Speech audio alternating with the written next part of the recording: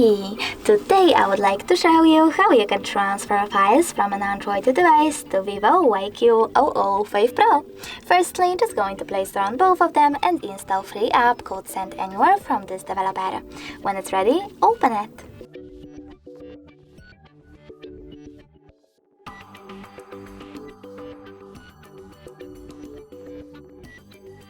Over here on Vivo, you need to choose yes or forbid. I will go with forbid because I don't want any notifications. Then select open and now tap on I accept, confirm, continue and allow on both smartphones.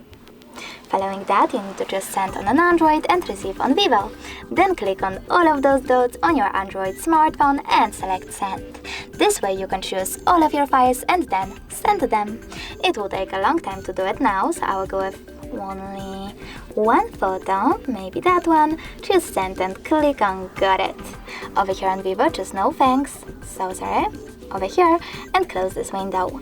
Finally, we have two ways to connect. We can scan this QR code using this scanning icon on Vivo, choosing while using the app or only this time and pointing our device's camera at the code.